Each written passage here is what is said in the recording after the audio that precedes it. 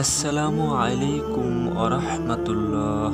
আশা করি মহান আল্লাহ রাব্বুল আলামিনের অশেষ মেহেরবানি ও দয়ায় আপনারা সকলেই ভালো আছেন। প্রিয় দর্শক, বেহেশতে হুর দেখতে কেমন হবে? জান্নাতের রমণীদের হুর বলা হয়, যা আল্লাহ তাআলা জান্নাতি পুরুষদের জন্য উপহার হিসেবে রেখেছেন। আল্লাহ তাআলা বলেন, এবং সেখানে তাদের জন্য শুদ্ধ চারিণী রমণীকুল থাকবে, আর সেখানে তারা অনন্তকাল অবস্থান করবে। জান্নাতের হুর যারা হবে উঠতি বয়সের যুবতী রমণী, তাদের প্রতিটি অঙ্গ প্রত্যঙ্গে প্রবাহিত থাকবে নবযৌবনের স্বর্গীয় সুধা। একবার তাদের দিক থেকে দৃষ্টি ফিরিয়ে পুনরায় তাকালে তাদের সৌন্দর্য 70 গুণ বেড়ে যাবে। তাদের গাল হবে গোলাপ ও আপেলের মতো লাল মিশ্রিত সাদা বর্ণের। গলায় পরানো থাকবে মণিমুক্তার অলংকার। তাদের চেহারা সূর্যের মতো উজ্জ্বল চকচকে হবে। তারা যখন হাসবে তখন তাদের মুখমণ্ডল থেকে বিজলির মতো আলোর চমক বের হতে থাকবে। জান্নাতবাসী তাদের চেহারায় নিজের চেহারা দেখতে পাবে, যেমন আয়নায় নিজের ছবি দেখতে পাওয়া যায়। মাংস ও পোশাকের ভেতরে আচ্ছাদিত হাড়ের মগজসমূহ বাইরে থেকে দেখা যাবে। জান্নাতি পুরুষরা জান্নাতি হুরদের নিয়ে খুব সুখ শান্তিতে বসবাস করবে। তাদের যৌবন কোনোদিন শেষ হবে না। রাসূল সাল্লাল্লাহু আলাইহি সাল্লাম বলেন, জান্নাতীদের শরীরে কোনো লোম থাকবে না, দাড়ি গোঁফ থাকবে না এবং চোখে সুরমা লাগানো থাকবে। কখনো তাদের যৌবন শেষ হবে না, জামাও পুরানো হবে না। জান্নাতের হুর হবে চিরকুমারী ও সমবয়সীর প্রেম সোহাগিনী। জান্নাতের একজন হুর যদি দুনিয়ায় একবার দৃষ্টি দিত, তাহলে আকাশ ও জমিনের মধ্যবর্তী স্থান সুবাসে ভরে যেত। পূর্ব ও পশ্চিম প্রান্তকে তথা সমগ্র পৃথিবীটাকে সুসজ্জিত করে দিত। প্রতিটি চোখ সব জিনিস থেকে দৃষ্টি ফিরিয়ে তার দিকে চেয়ে থাকত এবং সৃষ্টিকুল আল্লাহর প্রশংসা ও বরত্ব বর্ণনা করত। জান্নাতি হুরের মাথার একটি ওড়নার মূল্য দুনিয়া ও তার মধ্যবর্তী সব বস্তু থেকেও বেশি হবে। জান্নাতি পুরুষরা যখনই তাদের দিকে তাকাবে, আনন্দে মন ভরে যাবে। যখন কথা বলবে, ছন্দময় মিষ্টি কথা দ্বারা হৃদয়ে ভরে দেবে। জান্নাতের রুম সময়ে যখন তারা ঘোরাফেরা করবে, তখন তাদের আলোতে রুমগুলো আলোময় হয়ে যাবে।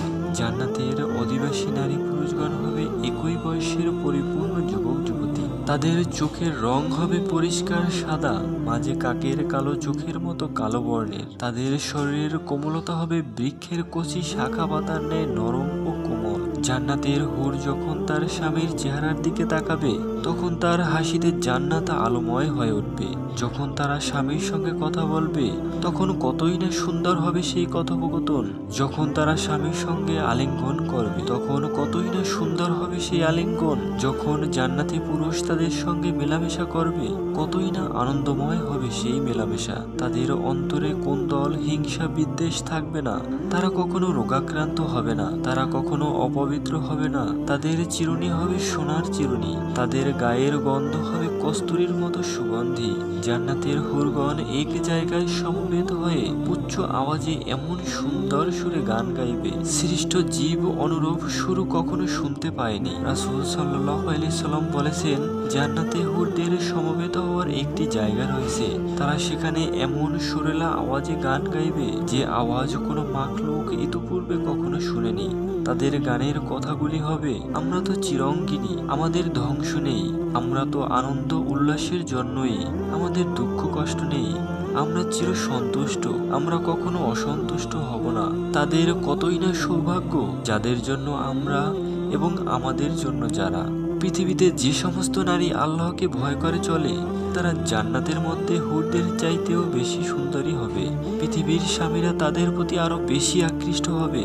হে যুবক, চিন্তা করে দেখো, দুনিয়ার ধার্মিক সুন্দরী রমণী পেতে হলে কত কষ্ট করে নিজের চরিত্রের হেফাজত করতে হয়। তাহলে জান্নাতের সেই হুর পেলে কি করতে হবে? হুর কাদের জন্য সৃষ্টি করা হয়েছে তুমি জানো কি? জেনে রেখো, আল্লাহ তাআলা ওইসব বান্দাদের জন্য হুর সৃষ্টি করেছেন যারা তাদের কামনা বাসনা একমাত্র মহান আল্লাহর সন্তুষ্টি হাসিলের জন্য বিসর্জন দেয়। হে আল্লাহ, আমাদের সকলকে সৎ পথে চলার তৌফিক দান করো এবং জান্নাত নসিব করুন, আমিন। ঈমান ও নেক আমলের সুবাদে যেসব নারী পরকালে জান্নাতে প্রবেশ করবেন, তারা ঠকবেন না, তারা কোনো ধরনের বঞ্চনার শিকার হবেন না, কোনো ধরনের অবিচারের সম্মুখীন হবেন না। তারা সুনিশ্চিত এবং অবধারিত সত্য। কেননা জান্নাতের পুরস্কারের মূলনীতি বলতে যে আল্লাহ তাআলা বলেছেন, সেখানে তোমাদের জন্য রয়েছে যা কিছু তোমাদের মন চাবে এবং যা কিছু তোমরা ফরমায়েশ করবে, এগুলো পাবে ক্ষমাশীল পরম দয়ালুর পক্ষ থেকে আতিথেয়তার স্বরূপ। সেখানে রয়েছে যা কিছু মন চায় এবং যা কিছুতে নয়ন তৃপ্ত হয়, তোমরা সেখানে চিরস্থায়ী হবে। বর্ণিত আয়াতদ্বয় থেকে প্রমাণিত হয়, যেসব নারী জান্নাতে প্রবেশের মহা সৌভাগ্য অর্জন করবেন, তাদের কোনো ইচ্ছা বা কোনো চাওয়া সেখানে অপূর্ণ থাকবে না। তারা সেখানে যা কামনা করবেন, যা ফরমায়েশ করবেন, দয়াময় প্রভু সেখানে তাদের তাই দিয়ে তুষ্ট করবেন, তাদের নয়ন তৃপ্ত করবেন। তবে বেহেশতে প্রবেশের পর নারীরা কি চাবেন তা আমরা জানি না। সম্পূর্ণ ভিন্ন এক নতুন পরিবেশের সেই দূর ভবিষ্যতে একজন নারী তার প্রভুর কাছে কি কামনা করবেন, তা এখন দুনিয়ার জীবনে কল্পনা করা সম্ভব নয়। কেননা বয়স, শিক্ষা, অভিজ্ঞতা, বুদ্ধি ও পরিবেশের ভিন্নতায় মানুষের চাওয়া পাওয়া ভিন্ন। চাওয়া আর 60 বছরের বার্ধক্যের চাওয়া এক হয় না। মোট কথা, নারীরা জান্নাতে যেয়ে যা কামনা করবেন তাই পাবেন। হাদিস শরীফে ইরশাদ হয়েছে, অন্য কোনো কিছুই জান্নাতবাসীদের নিকট মহান আল্লাহর দর্শন লাভের চেয়ে অধিক প্রিয় হবে না। মোট কথা, দিদারের মাওলা অর্থাৎ আল্লাহ তাআলা দর্শন লাভই হলো জান্নাতের সবচেয়ে বড় পুরস্কার, যা নরনারী সবাই সমানভাবে লাভ করবে।